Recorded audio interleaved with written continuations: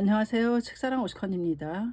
이케다 다이사쿠 나의 이력서 187페이지입니다. 권력과 맞서 싸우는 투쟁, 은사가 핵무기에 관한 유언을 발표한 1957년은 학해에도 나 자신에게도 파란만장한 해였다. 은사가 회장에 주재된 자리에서 생애 목표로 내건 75만 세대는 1957년 연말에 훌륭하게 달성되어 확대 운동의 파동은 더욱 상승세를 탔다. 한 해 전인 1956년 7월의 참의원 선거에서는 학회가 추천한 후보 3명이 당선하고 3명이 낙선했다. 학회가 여러 의미에서 주목받기 시작한 시기이기도 하다.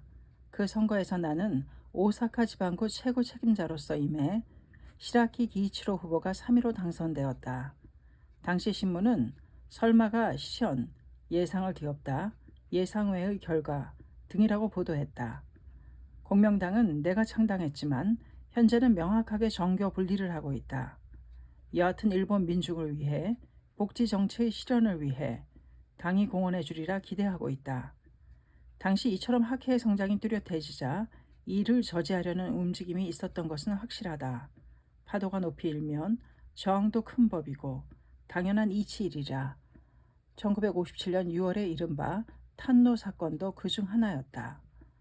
그 무렵 최대 노동조합이던 탄노가 조합원 중에서 학현이 늘어나는 점에 주목해 홋카이도 탄노 제10차 정기대회에서 조직 문제로서 학회와 대결하겠다고 공공연하게 내세웠다.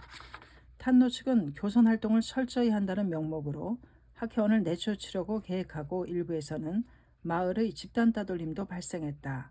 이는 명백하게 신교의 자유를 침해하는 일이고 어쩌면 차원이 다른 문제일 것이다. 나는 문제를 해결하기 위해 홋카이도에 가서 신교의 자유를 지키기 위해 투쟁했다. 사포로와 유바리에서 대회를 열자 탄노 측도 겨우 유연한 자세가 되어 한 차례 해결을 보았다. 그 직전인 1957년 4월 오사카에서는 참의원 오사카 지방구 보궐선거가 있었다. 나는 그전과 마찬가지로 책임자로 지명되어 선거전에 임했다. 1950년 선거 때는 진지하고 미숙한 나머지 회원 중에서 선거를 위반한 사람이 있었으므로 우선 이번에야말로 위반이 없는 선거를 하자고 철저히 힘썼다. 그러나 유감스럽게도 보궐선거에서 또 위반자가 나왔다. 물론 도의적 책임은 느꼈지만 선거 위반의 혐의가 나에게까지 미치리라고는 예상치 못했다. 탄노 사건이 일단락되고 나는 삿포로에서 오사카로 가서 진두지휘했다. 7월 3일 오사카지검에 공직선거법 위반 혐의로 체포되었다. 삿포로에서 오사카로 가는 도중에 하네다 공항에서 환승하는 동안 잠시 여유가 있었다. 도다 선생님은 나를 몹시 걱정하며 일부러 하네다까지 와주셨다. 불가사의하게도 이 7월 3일은 은사가 종전 직전인 1945년 같은 날에 2년 동안의 옥중 생활을 마치고 추록한 날이기도 하다. 우연이기는 하지만 은사의 추록과 내가 구류되는 날이 겹친다는 사실에 불가사의한 인연을 느꼈다. 구류기간은 15일에 달했다. 나에 대한 검찰 측의 의도는 호별 방문을 교사했다고 억지로 인정시키려는 것이 분명했다. 당국이 말하는 경위야말로 참으로 멋대로 꾸며낸 이야기였다. 취조는 과혹했다. 수갑을 채운 채 건물 밖으로 연행해 구경거리가 된 적도 있었다.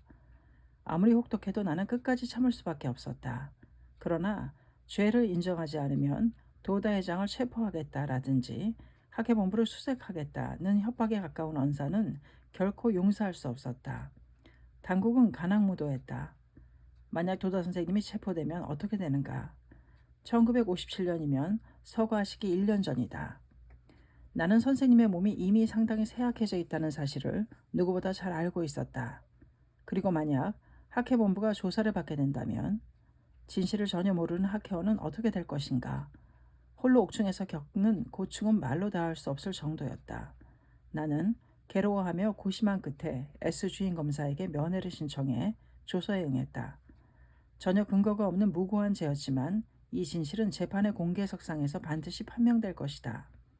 처분 보류로 석방된 때는 17일 낮 호벨 방문 교사 혐의로 29일에 기소되었다. 오사카 구치소를 나오자 친근한 우인이 많이 마중을 나와주었다. 그날 오후 오사카에 들어온 은사는 재판장은 반드시 알아줄 것이다 라고 말씀하셨다. 4년 반 동안 길고 긴 재판이 이어졌다. 재판 기록에 모든 것이 명백하다. 오사카 지방 재판소 판결 공판은 회장이 취임한 이후인 1962년 1월 25일이었다. 결과는 말할 나위 엄짓이 무죄였다.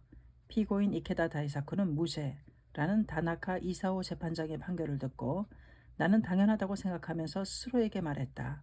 나이기에 여기까지 싸울 수 있었다고.